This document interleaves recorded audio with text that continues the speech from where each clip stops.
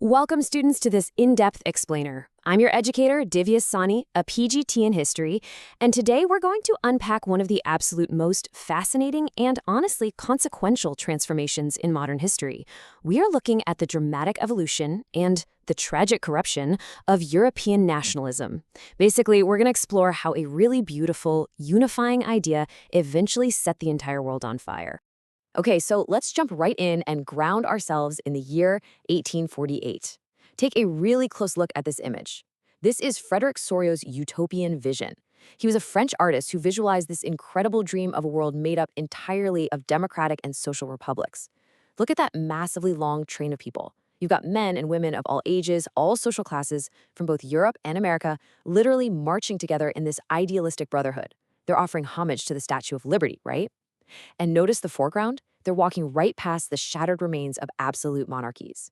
This right here was the pure, original dream of nationalism. It was all about distinct nations living in harmony, free from oppressive kings and emperors. So, here's our roadmap for today's explainer.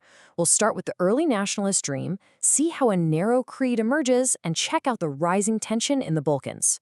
From there, we'll cover the collapse of the Ottoman Empire, the resulting big power rivalry, and finally wrap up with anti-imperialist movements. All right, Section 1, the early nationalist dream. Let's dig into what this concept was originally supposed to mean. What's super interesting here is how the French philosopher Ernst Renan defined a nation back in an 1882 lecture. He actually completely rejected the idea that a nation is just about sharing a language, or a race, or a territory. Instead, he said it was a large-scale solidarity. It was built on a shared heroic past, common glories, and just wanting to do great things together. And you've got to read that last line. Their existence is a guarantee of liberty. That perfectly captures the vibe of the early 19th century. Back then, nationalism was genuinely seen as the ultimate tool for human freedom. But, history is rarely just a straight line of progress. Section 2. A narrow creed emerges. By the last quarter of the 19th century, that beautiful dream we just talked about, it completely warps. This comparison lays out our central thesis today. Nationalism loses its liberal democratic soul. In the first half of the century, it was all about freeing people. But fast forward to the last quarter, and nationalism mutates into this incredibly narrow creed. Nationalist groups became super intolerant of each other. They were constantly ready to go to war. Major European nations figured out they could manipulate these patriotic feelings to dominate other countries and fuel their own aggressive imperialist aims. This image brilliantly illustrates that exact shift. Treat this like a primary historical document, okay? It's a map celebrating the British Empire in 1886. Look at the sheer arrogance of it. At the top, you have angels making it look divine. In the center, Britannia is just triumphantly ruling the globe. But look closely at the edges. The colonized people of the world are reduced to just exotic decorations. You see tigers, elephants, and primitive figures offering up their resources to fuel Britain's glory. By this point, dominating the world had literally become the basis of national pride. Nationalism had officially become imperialism. Now, that aggressive, competitive mindset didn't just stay overseas. It eventually turned inward on Europe itself. Section 3. Tension in the Balkans. To understand the absolute powder keg this region was, just look at this dizzying list of modern-day nations that make up the Balkans. Back then, the inhabitants were broadly known as the Slavs. Having all these distinct groups packed tightly into a relatively small, mountainous corner of southeastern Europe meant immense geographical and ethnic fragmentation. You're dealing with different cultures, different languages, and deeply overlapping histories all right on top of each other.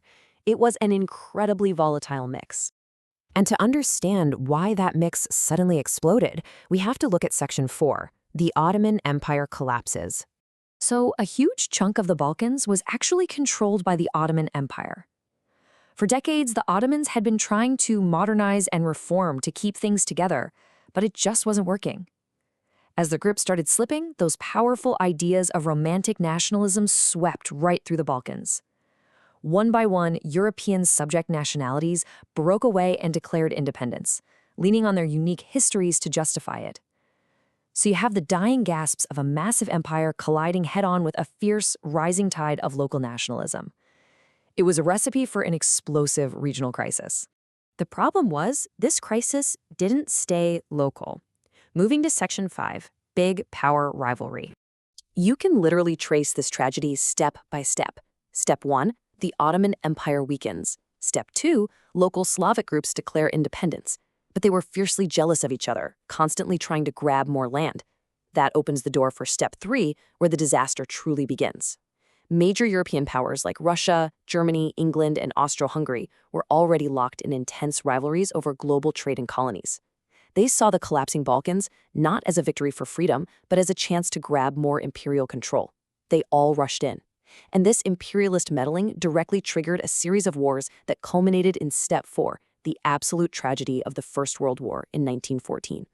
So what happened next? Section 6, Anti-Imperialist Nationalist Movements. Let's look at the global reaction to all of this. This right here is one of history's greatest ironies. While this corrupted imperialist version of European nationalism led to global disaster, it inadvertently sparked a massive wave of anti-imperialist movements across the colonized world. People subjugated by European powers finally began to resist.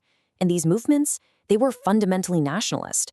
Their unity was forged entirely through their shared struggle against European imperialism. They didn't just copy the European model, though. They developed their own unique varieties of nationalism. But that core idea that societies should be organized into independent nation-states, that became the universal path to freedom. As we wrap up today's explainer, I want to leave you with a really provocative thought to ponder for your exams or just for your own understanding of how the world works. If the European execution of nationalism warped into imperialism and caused the immense tragedy of the First World War, why was the nation-state the very tool that colonized societies chose to win their liberation? Think about how the definition of a nation shifted from a tool of oppression back to a tool of large-scale solidarity and liberty. Thank you so much for joining me, Divya Saini, on this journey through history. Keep questioning everything, keep analyzing, and I'll catch you in our next explainer.